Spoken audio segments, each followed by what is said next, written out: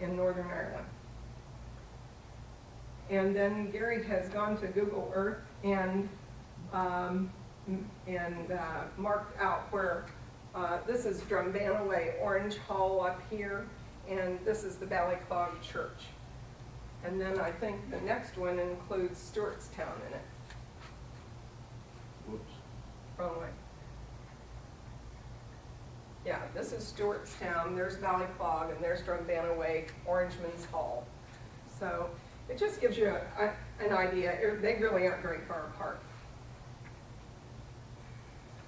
Then the next picture shows you where Stewartstown or Ballyclog is in Northern Ireland. There's a really large lake called Loch Ness, which is not very far from Stewartstown to the east. And then just about 30 miles east of that is where Belfast is, just to give you a fix on where it is. Then the next picture is of one of my favorite people. I missed Mr. Wiener. Yeah.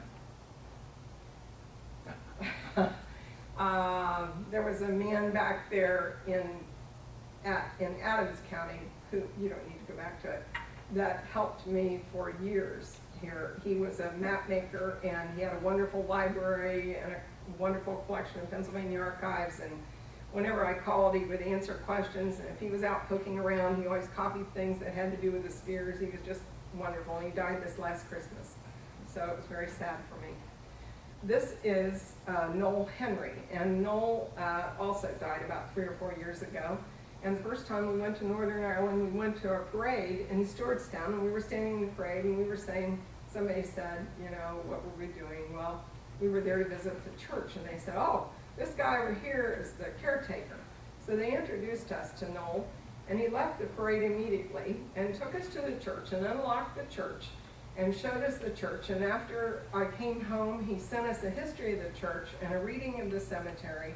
And whenever we went back, he took us to lunch, and oh, he was just the dearest man. But anyway, so we really loved Noel Henry, and he had a very early family in the Ballyclog Cemetery. So, I mean, his family were very early members of the church. Okay, so you can go ahead to, okay, and so then when we left Northern Ireland, we went to, we stayed in London, and we took the train down to Hazelmere, Essex. And the man in the foreground is Bill Spears, S-P-E-A-R-E-S. And Bill Spears is descended from a Bill Spears who was a researcher, a careful researcher for 30 years of the Spears family over there. And Bill, they had us for dinner. They were very generous. And Bill had a family crest from very, very early in his family. And the bird is to represent, he says, this is the stories of his father and great-grandfather, is to represent the white Icelandic falcon of the Earls of Orkney. And he said this is really the seal of the Earls of Orkney. So his family had been using this for many generations. And then the next picture is of a barometer that he had in his house, because in early Ireland, in Northern Ireland, his family left the Stewartstown area, went down to Dublin, and they were nautical instrument makers. And they were known as mathematicians. They were very bright people. And his, Bill's, like great-great-grandfather, whoever, made a theodolite transit. And if you've heard of that, it's a thing to help guide ships. And he didn't invent it. It had been invented in the late 1400s, but he made one, which was no small thing. And the family did not, the company did not acknowledge him or pay him for it, and went ahead and used it. So and they were called SPEER at that time, S-P-E-A-R. So his family got a little miffed about that, and they went back to England. They left the company and went back to England. So that's how they ended up in England, but that's their story. So then we left their family and we went back to London and took the train north to Cambridge and visited another SPEER family. And Ed SPEER, this is Henry Miles Guthorm. He is standing next to me, and Henry Miles Guthorm SPEER, and this is his sister Jo and her husband, and Bobby, her son. Her husband is Anthony Wiberly, and he is an Episcopalian priest. So they were very gracious people and had us for lunch there and got out their family pedigree. And their family pedigree is, and that's Gary. Pardon me, Lynn. You should mention the DNA between Ed and... Oh, and you're right. The reason I mentioned it to Ed SPEER is that Henry Miles Guthorm SPEER and Wilson Edward SPEER are one marker apart in their DNA. So here's this family in England and our family here. So that's, and what that means, I think, is that within 6 generations back, we have a common ancestor, which would really be like John, I believe it's John in Northern Ireland, who lived from 1605 to, or 1623 to 1705, I think is the common ancestor. So anyway, there's a picture in the house, and she had us for lunch, and she had her SPEER silver, which had, Gary has a picture of it later, that's all right. The spoon has a raised arm with a spear in it. And this is their family crest. And the reason for the ship is because they shipped coffee from South America and tobacco from America to England. And they were a very big military family, very well known in England. And the shamrocks for Ireland, and then the raised arm with the spear. Okay, so this is their pedigree. And it's on vellum, and it's hand painted in gold ink. And it has all of the family crests of the associated families that have married into their family are all hand painted in colors. It was made in 1890. And go back to the first one just for a second. And it says pedigree of SPEER, and the first person listed is Malicious or Malise SPEER.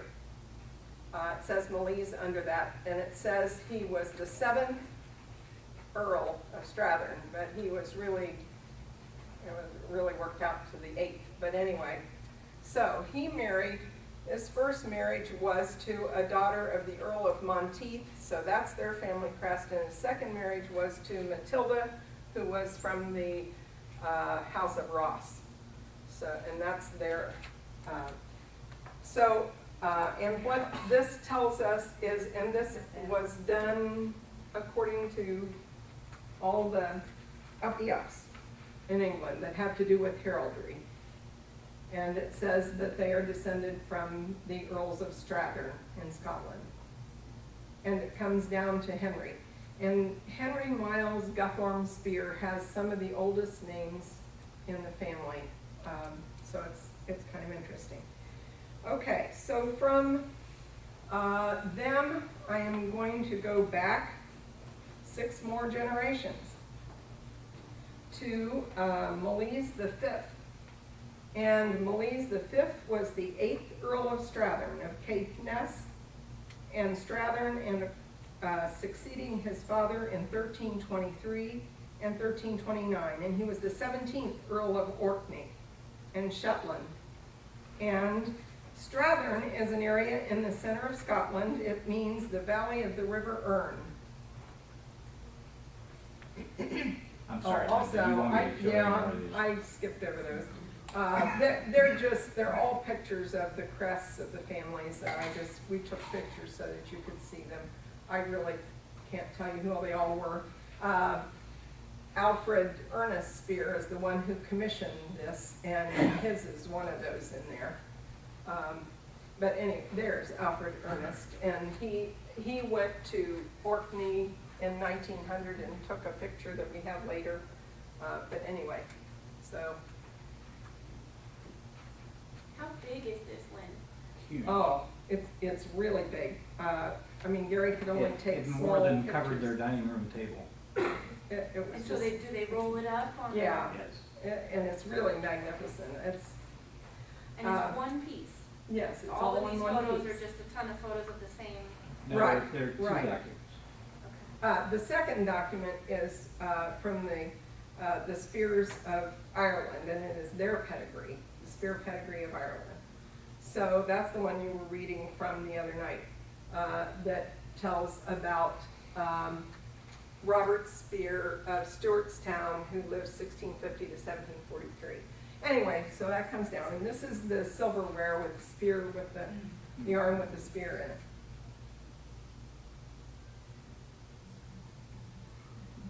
Okay, so then we're going to go to Strathern, so you get an idea of what it's like. It's in the center of Scotland, and it's not very far from Perth.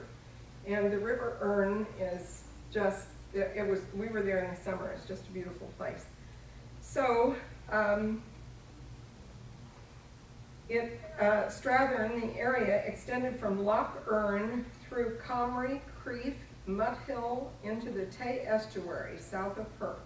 It extends as far north as Inverness and Orkney. The Strathern Earls were Malice I, Ferkward, Gilbert, Robert, Malice II, III, IV, and V. And Malice means tonsured servant of Jesus. They were very powerful in early Scotland.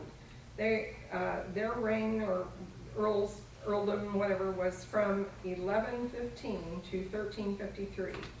And Malice lost the battle of, Malice V lost the battle of Halidon Hill and his earldom and his land in 1344.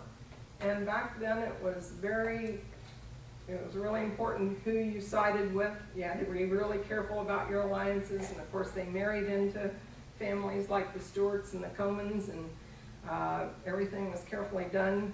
But evidently he picked the wrong guy in this battle because he lost his land and everything. So he went north and resided on his northern estates at Quendale. And this was land inherited from the Orkney Earls. And he had no male descendants. He had only 4 daughters who could not inherit his earldom. So his daughter Agnes, who married Agnes and her husband Guttorm Spera, had a son Malice. And his daughter Elizabeth and her husband William Sinclair had a son Henry. And Malice and Henry both fought over the rights to the earldom. And Henry Sinclair attacked and murdered Malice Spera and 7 others at Shetland in 1391 with the help of the Scottish Crown, trying to wrest the control of Orkney from Norway. So, here we are still back in Strathern. In Strathern, the only physical evidence, I think, that the Speers were ever there is this picture, this one coming up. And this is the wall of an abbey called Inchaffrey Abbey. And it was built by Gilbert, who was the 3rd Earl, and he put a lot of his money into it. It's said that he gave half his money to the church. And so he built this wonderful abbey, and several of the Earls of Strathern are buried there, and there still is the charter. It still exists in Scotland of this abbey. And these Earls, the only way you know about their existence, really, there isn't a written history of that time in Scotland, so the way you know about them is the charters that they signed, or where they were present with the king and opening a church, like when they opened the church at Galway, or, you know, like that. Not Galway. What's the... Ugh, it escapes me. Western Scotland, the city. Glasgow. I get those cheese mixed up. So anyway, so yeah, they were, so that's how we know what they did when they were in office. So anyway, this wall is still there for this abbey, but it's on private land, and the man wouldn't let us set foot on the land. So he said it was likely to fall over or something, so we couldn't go see it. So now we're up at Inverness, and we're driving north to the edge of Scotland, and this little guy's waving goodbye to us. And the next sign says, "Haste ye back," which we thought was kind of cool. And then we got on a car ferry headed for Orkney to see where his northern land was. So this is a lighthouse still on the north of Scotland, and then we're looking forward toward Orkney. So these are islands in Orkney, and there is, that's kind of pretty. And then there's a stone stack. This is called the Old Man of Hoy. So this is on the island of Hoy. So let's see where I am here. Okay, so then we came to the main island of Orkney and Kirkwall Cathedral. It's also called St. Magnus. And it was built in 1137, and it's just beautiful. And its significance to us is that in the south wall of the St. Magnus Cathedral is a burial vault, and it was the Strathern Vault, and they paid for it, and they also donated a lot of money to the church at Kirkwall. So they were also Northern Earls. They were Orkney Earls as well as Strathern Earls. So this is their vault, and the stone is down in the vault. And just other pictures of the cathedral. And then while I spent the better part of a day in the library, and while I was at the library, Gary was at the Highland Park Distillery. He was doing important things. So then we went across a ferry, and we went to the island of Rousey, and it's a ring road around the island, so it was very pretty, and it was in May, and we were taking pictures. And on the west side of Rousey is an area called West Ness, where Sigurd lived, and Sigurd was one of the Earls of Orkney, and I'll tell you about him. And he lived at West Ness, which is right near this Chambered Cairn, which is is thousands of years old. He didn't build it or anything. It's been there for many, many years. But he lived at West Ness, which was right near that. And then, hey Gary, isn't this one the picture of the water that was churning, that was, yeah. This is at West Ness. I mean, you can see the cairn too, but look at the water there.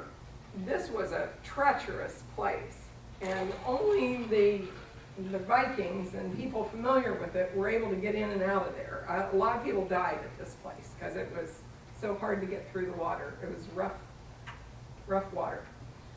So anyway, this is our first view of the house where he lived, and it's still standing. He was there in the 1300s, and it's the oldest cottage, two-story cottage in Orkney, and of course it doesn't have a roof again, but when you look at it, it's laid up stone, there's no mortar, and the defining factor about Orkney is the wind. And they say that summer comes there like on July 15th from 2 to 4 in the afternoon. It's really a cold place, but it was 55 the day we were there and very balmy. But anyway, whatever is covering these stones looks like, I call it gorse or something, very coarse stuff. So maybe that's why the house is still standing, I don't know, but you look out toward the sea there.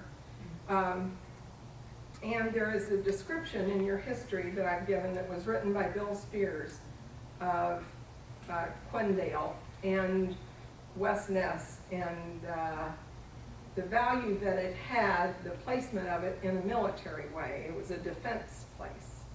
It was placed that way. So, okay, so those are pictures of the house. This is the murder stone in Shetland of Malise Speer, as taken by Alfred Ernest Speer in 1900. And as you can see, the haystacks are 1900 style haystacks. So this is a real early picture. But now it is on a golf course. So, and we rounded the next turn, and Gary was sure that this was one of the ancestors left, so he got this picture real quick. So, and then in a building on Rousey, there was a picture of Toff's house, it's called. And this was a croft farm where the peasants paid SPEER to keep their animals and pasture and land and everything. So it was a croft farm, and that's a picture of his house. This is just a map of the, that was there. Quindale is up, you see it in the northwest, and then outer West Ness and inner West Ness. So that's where Sigurd lived. Okay, I'm taking too much time. This is Google Earth picture of West Ness and Quindale up there where the pin marks it. And there was 3,000 acres. So I think the whole thing was inherited from Sigurd and the Orkney Earls. I mean, all of this land. So then this picture shows in the top center, Quindale up on Orkney, and Kilwinning at Scotland, and Stewartstown at Northern Ireland. So it kind of just gives you a picture of where they moved from place to place. So now I'm going to tell you about two of the Orkney Earls. And this is from the Orkney Inga Saga. And the Orkney Inga Saga is a wonderful book written by, it's called the Icelandic Tales. They really don't know who the author was. They were hundreds of years old. And they're sagas. So that's a word that would define them. They got embellished a little as the time went along. But still, the people were real, and they lived at real times. So the first one I'm going to tell you about is Thorfinn. And Thorfinn was called Thorfinn the Mighty. And he's 6 generations before the Strathers. So Thorfinn the Mighty was born in 991. And he was of large stature, uncomely, yet a most martial-looking man. I figure that's where I got my looks. And he was bold and successful in war and a great strategist. He was married to Ingeborg, and I keep trying to suggest that name in our family, but they're not taking it up. He was married to Ingeborg, daughter of Finn Arneson of Norway. And after Thorfinn's death, Ingeborg married Malcolm Canmore, King of Scotland. And Thorfinn was Earl for 70 winters, according to the Orkney Inga Saga, and he died in 1064. And then we're going to go back to Thorfinn's father, Sigurd the Stout. You can kind of get a picture of these guys. Anyway, Sigurd the Stout was Earl of Orkney, a strong, renowned warrior. And when he was challenged to a fight in his later years, and he was going to be outnumbered 7-1. So he went to his mother. He consulted his mother, Adna, who was a sorceress. And he was a Christian, though. He and Sigurd and Thorfinn were both Christians, but it was under duress, but he was made a Christian. But anyway, he goes to his mother, and she replied, "I should have reared thee up long in my wool bag if I had known thou wouldst wish to live forever. It is fate that rules life, not the place a man may go. It's better to die with honor than to live with shame." And she made him a banner, which when floating in the wind resembled a raven flying. And she predicted, "Take this banner, which I have made with all my skill, and I ween that it will bring victory before whom it is born, but death to its bearer." And in the battle of Clondarf with Brian Boru on Good Friday, April 23rd, 1014, the 3rd banner bearer fell, and Sigurd was compelled to bear the bag, compelled to pick up the banner. And the earl said, "'Tis fittest that the beggar should bear the bag." And with that, he took up the banner and was immediately pierced through with a spear. So that's the story of Sigurd. So those are 2 of the Orkney Earls. And from them, I'm going to tell you about Finn Arneson, who was Ingeborg's father, who married Thorfinn. And Finn Arneson from the Heims Kringla by Snorri Sturluson was, it says, Arnie Arneson was a landed man, powerful and prominent, a great friend of King Olaf. His sons Calf and Finn were at the court of King Olaf, and he was highly regarded. Finn was a Norwegian nobleman and advisor to King Olaf and King Harald, and later to King Sven of Denmark, who made him the Earl of Halland. He married Bergliot, the niece of King Harald. That would be a good name. And she was the daughter of Halfdan the Black, and they had Ingeborg. And under King Harald, Finn held the manor and lands of Ostrot. If you're getting a thing here, the manor lands of Ostrot near Orland at Trondelag in Norway. So our next trip was to Norway. We had to go see where Finn Arneson lived. So,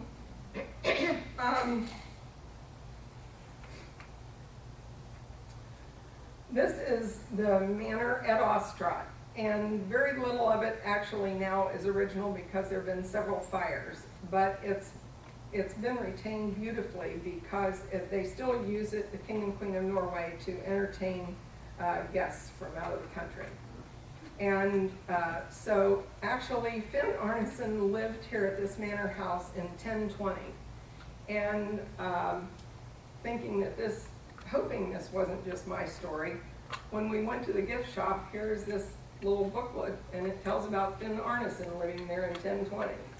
So anyway, and there also, one of my sources says that Finn Arneson was the progenitor of the most noble family of SPEER in Sweden and Scotland. So anyway, Finn Arneson lives here, and this is the picture looking out onto the Trondheim Fjord in Norway.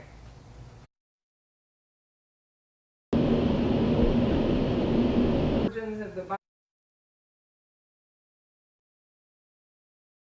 that kept their wicks trimmed and their lamps with the oil in them, waiting for the master of the house to come home, and then these were the foolish ones who didn't, and so that's what the story is there. And then this is the inside of Ostrot, and the only actually original thing about is the chapel, and this is the chapel. We weren't allowed to take pictures there, but we did get a postcard. So this is the chapel, and this is a statue of Mary and Jesus. They're still in the chapel. So that, and then from there we went back to Trondheim, where oh boy, I missed a lot. I missed the Godagen lady. Yes. So anyway, we went back to Trondheim, where Olaf was crowned. He was the king of Norway at the time. He was crowned in this cathedral, and he was also called Saint Olaf. And as much as they would like to think that he's a wonderful man, he converted a lot of people to Christianity, but it wasn't necessarily a friendly thing. And anyway, that cathedral is beautiful, has wonderful stained glass windows. And Gary thought this might have some relation to the family also. So I took a picture of this in Trondheim. Trondheim was a very powerful city in the Middle Ages because of its trade, its position, and its trade. And these little guys are ivory chessmen, and they actually played board games back around 900 to 1000. And, you know, I should have gotten this before, but the idea of chess is to protect the king. And back then they were trying to protect their king at all, you know. So anyway, these were made in Trondheim around 900 to 1000. There were 100 of them found, and they were found on a farm in the Hebrides in the Isle of Lewis in 1830. And most of them are in the British Museum now, but they're also at Edinburgh in the museum. And Lynn, how tall are they? well, they're about this tall, not very tall.